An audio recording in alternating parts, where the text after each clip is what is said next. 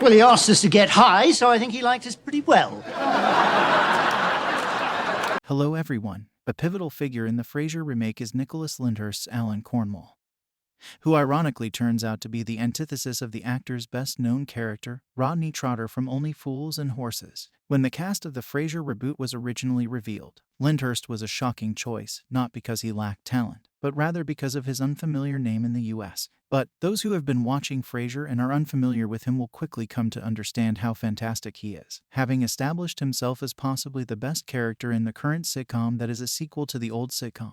After Niles Crane, played by Kelsey Grammer, was absent from the Frasier reboot, Alan was left to serve as the character's antithesis. Even though he lacks some of the highbrow pretentiousness of Niles, he is a different kind of character that nonetheless gels well with Frasier. He's an amusing and welcome addition to the ensemble for audiences who are unfamiliar with Lyndhurst.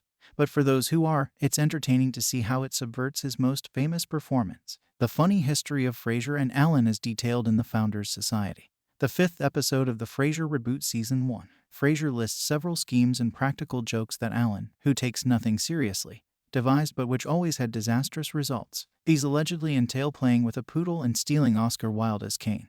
On both occasions, Frasier was the one who had to pay the price. Although it's a humorous moment in and of itself, it turns the character into Rodney Trotter's antithesis. In the television series Only Fools and Horses, Rodney frequently found himself on the receiving end of his brother Derek's shenanigans, sometimes known as Del Boy. Del Boy attempted several con games and frauds in an attempt to turn a quick profit, including bus top tours, the introduction of a bottled spring water brand, and much more. He even claimed to be able to restore an antique chandelier. These almost invariably blew up in the Trotters' faces, somewhat unavoidably and in spite of Rodney's caution.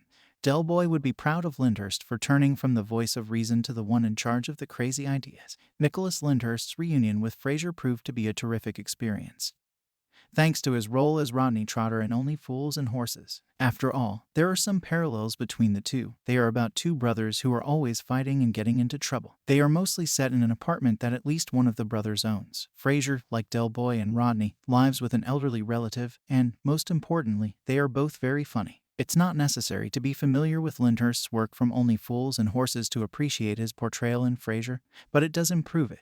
It's wonderful to see the actor, who has long produced excellent work in the UK, get more prominence in the US film industry. Although it is surprising that he is the mastermind behind the schemes, there is also a hint of Rodney in the character, particularly in his caustic demeanor. With the reboot, Lyndhurst gets the opportunity to try something a little bit new while still building flawlessly on his best work.